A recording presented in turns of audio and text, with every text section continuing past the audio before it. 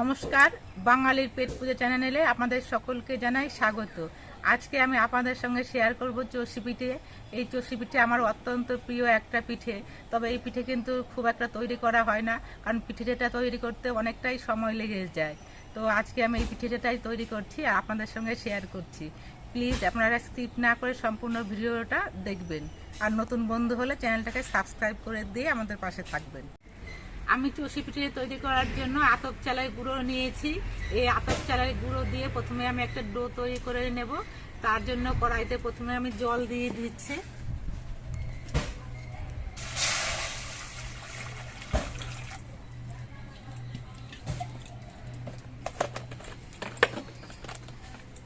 এই জলের মধ্যে আমি অল্প একটু নুন দিয়ে দিচ্ছি।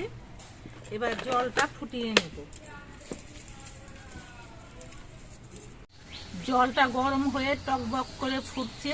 এই সময় আমি আতপ চালের গুঁড়ো অল্প অল্প করে ছিটিয়ে দিয়ে ডোটা তৈরি করব। সেটাতে হবে আর নাড়তে হবে।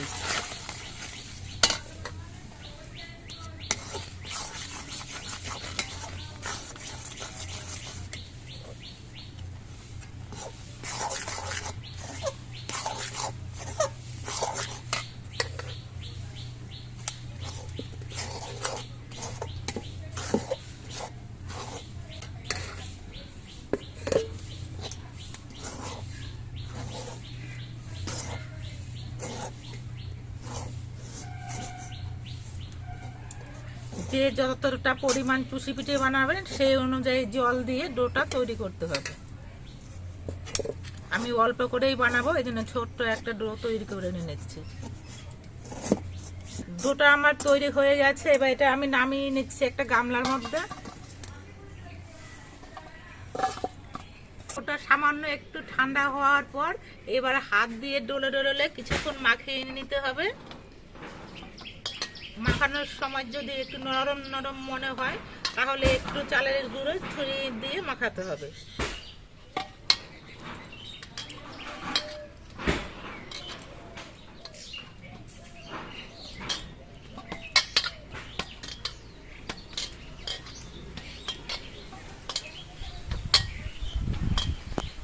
আমি ডোটাকে বেশ কিছুক্ষণ মাখিয়ে নিয়েছি। দেখুন এরকম নরম করে মাখিয়েছি। এবার চুষিগুলো বানাতে একটু সময় লাগবে, তার জন্য একটু ভেজা কাপড় দিয়ে আমি জড়িয়ে রাখছি। পরিষ্কার ভেজা কাপড়ে এরকম যদি জড়িয়ে রাখা হয় তাহলে পরে চুষিগুলো বানাতে দেরি হলেও ডোটা ঠিকঠাক থাকবে। আমি চষিগুলো বানানোর জন্য একটা পাথরের বেলন চাকি নিয়েছি। তো এই চষি কিন্তু এরকম রুটি বেলার বেলন চাকির মধ্যেও যেমন বানানো যায়, তেমনি আগেকার দিনে পাথর ব্যবহার করা হতো। সেই পাথরটাকে উল্টে নিয়ে তার পেছনে পিছনে করেও চষিগুলো বানানো যায়। আমি এইখান থেকে অল্প একটু ডো নিয়ে নিচ্ছি আর একটু চালের গুঁড়ো এই বেলন চাকির মধ্যে ছড়িয়ে রাখছি।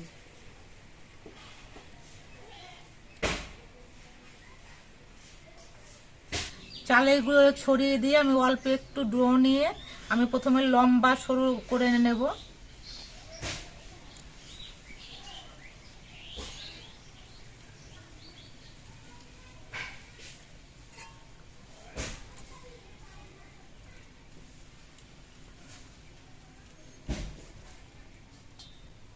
এগুলোকে আমরা নাড়া বলতাম আগে, যে নাড়া বানিয়ে নাও। এগুলোকে কি বলে জানি না, তবে এরকম সরু সরু লম্বা বানিয়ে নিতে হয়। মধ্যে অল্প করে আমি চালের গুঁড়ো নিয়েছি। এবার এখান থেকে একটুখানি করে নিয়ে হাতের এখানটার সাহায্যে ডলে নিয়ে লম্বা সরু করে বানিয়ে নিতে হবে।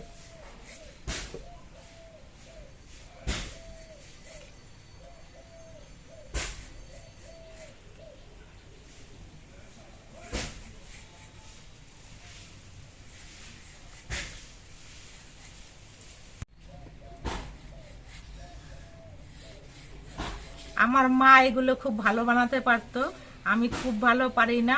মোটামুটি যাই হোক করে কাজ চালানোর মতো তৈরি করতে পারি।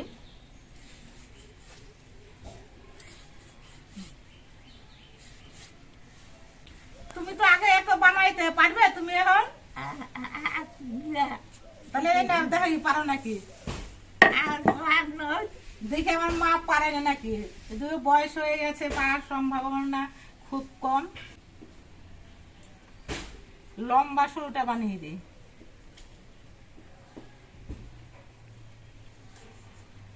দেখি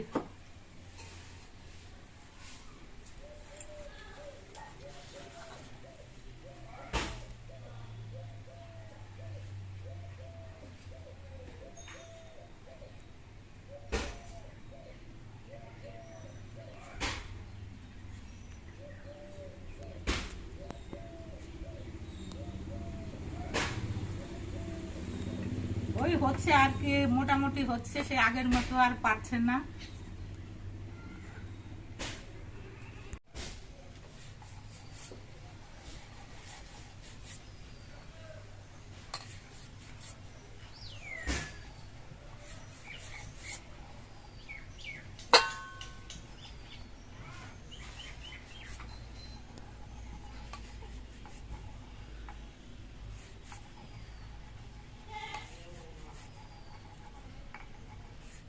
আমি এরকম করে চষিগুলো কেটে নিচ্ছি। তো এই চষিগুলো তৈরি করতে অনেকটাই সময় লেগে যাবে। আমরা মা মেয়ে দুজনে মিলে এখন অনেকক্ষণ ধরে এই চষিগুলো তৈরি করছি। এই চষিগুলো রান্না করতে খুব একটা সময় লাগে না, তবে এই চষিগুলো এরকম ভাবে কাটতেই অনেকটাই সময় লেগে যায়। এই জন্য এই চষিগুলো খুব একটা বানানো হয় না। আমার থেকে কিন্তু আমার মায়ের চষিগুলো দেখতে বেশি ভালো হয়েছে। এই দেখুন, এগুলো হলো আমার মা কেটেছে, কত সুন্দর হয়েছে, ছোট ছোট। আর এগুলো আমি কেটেছি, আমারগুলো একটু লম্বা লম্বা হয়েছে। চষি কাটতে কাটতে মায়ের সঙ্গে অনেক রকম বিষয় নিয়েই গল্প হলো। আমরা মা মেয়ে মিলে গল্প করতে করতে চষিগুলো কাটছি। তো এই গল্পের মধ্যে মায়ের একটা গল্পের বিষয় আমার খুব ভালো লাগলো, যে মা নাকি ছোট্টবেলা থেকেই চষি কাটাই খুব পটু ছিল। সবার সঙ্গে মিলেমিশে মা ছোটবেলায় চষি কেটেছিল, আর চষি দেখে একজনের নাকি ভীষণ পছন্দ হয়েছিল। তো তার জন্য বিয়ের সম্বন্ধ এসেছিল, যে যে মেয়ে এত সুন্দর চষি কাটতে পারে সে মেয়ের না জানি কত গুণ আছে। তো যদিও শেষ পর্যন্ত সেই ছেলের সঙ্গে মায়ের বিয়ে হয়নি, মায়ের বিয়ে হয়েছিল আমার বাবার সঙ্গে। তো মা সেই গল্পগুলো করছিল, আর আমার গল্পগুলো শুনতে ভীষণ ভালো লাগছিল। তাই আপনাদের সঙ্গে আবার আমি শেয়ার করলাম যে আমার মায়ের চষি কাটার অনেক গুণ রয়েছে। আমার এতক্ষণ ধরে চষি কাটাগুলো শেষ হলো। আমার চষিগুলো কাটতে 3 ঘন্টা সময় লাগলো। 3 ঘন্টা ধরে আমি আর মা মিলে এক থালা চষি কাটলাম।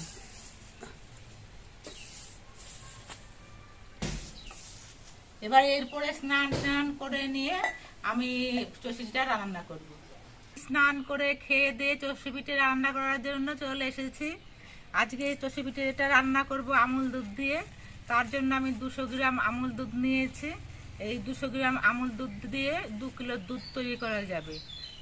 এই মগটা হলো 500 গ্রামের মগ।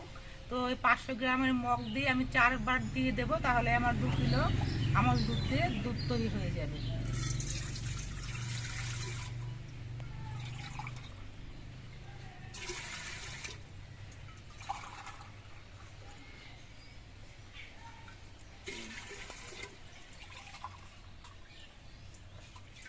আমি 4 মগ জল দিয়েছি। তো এবার আমি জলটা গরম করে নেব।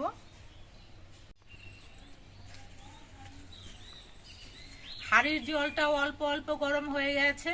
এবার এই হাঁড়ির জলের মধ্যে আমি আমুল দুধ দিয়ে দুধটা গুলে নিচ্ছি। জলটা বেশি গরম করা যাবে না, অল্প অল্প গরম হলে দুধগুলো দিয়ে গুলে নিতে হবে।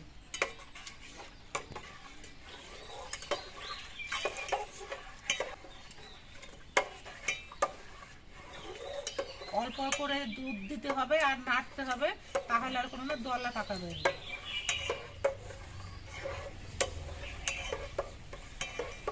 এবার দুধটা আমি কিছুক্ষণ জাল দিয়ে ঘন করে নেব।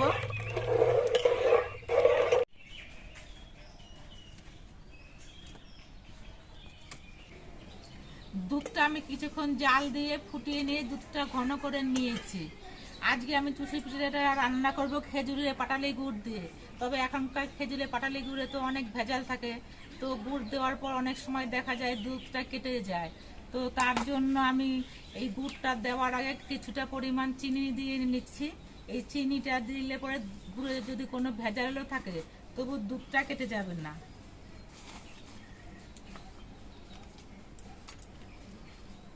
আমি 1 মুঠো চিনি দিয়ে নিচ্ছি আগে।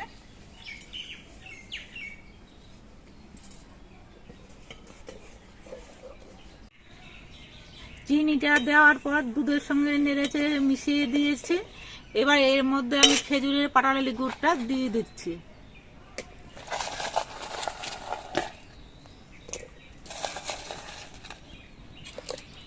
চুষির পরিমাণ অনুযায়ী পাটালি গুড় দিতে হবে। এবার দুধ দিয়ে আর গুড় দিয়ে বেশ কিছুক্ষণ জাল দিয়ে ঘন করে নিতে হবে। দুধ দিয়ে গুড় দিয়ে আমি বেশ কিছুক্ষণ জাল দিয়ে অনেকটাই ঘন করে নিয়েছি।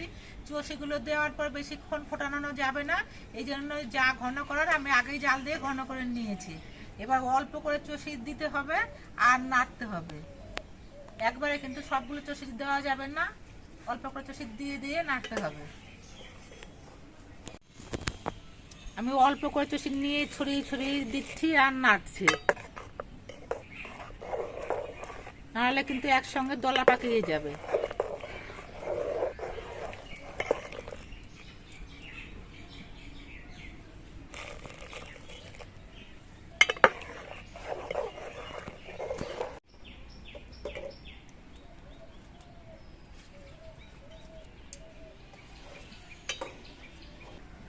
চষি পিঠেগুলো দিয়ে আমি 5 মিনিট ফুটিয়ে নিয়েছি।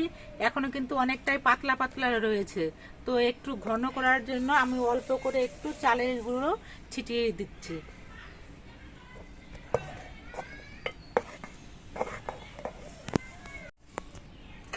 চালের গুঁড়ো দিয়ে আমি 2-3 মিনিটের মতো ফুটিয়ে নিয়েছি। এখন দেখুন চষিগুলো অনেকটাই ঘন হয়ে গেছে, আর নামানোর পর ঠান্ডা হয়ে আরো ঘন হয়ে যাবে। তো চষি পিঠাটা আমার রান্না হয়ে গেছে, এবার এটা আমি নামিয়ে নিচ্ছি। এবার এই চষি পিঠাগুলো হাঁড়ি থেকে আমি দুটো গামলায় ঢেলে নিচ্ছি।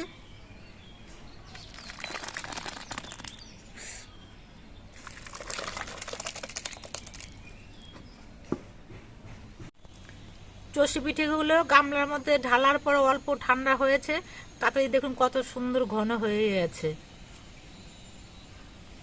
আর একটু ঠান্ডা হলে আরো ঘন হয়ে যাবে। এই চষি পিঠে আমার অত্যন্ত পছন্দের একটা পিঠে, তবে খুব পরিশ্রম করতে হয় বলে এই পিঠেগুলো আমি তৈরি করতে পারি না। তো কয়েক বছর পর এই পিঠে তৈরি করলাম। আপনারা যদি এই পিঠে ভালোবাসেন তাহলে আমার মতো করে তৈরি করে খাবেন, খুব ভালো লাগবে।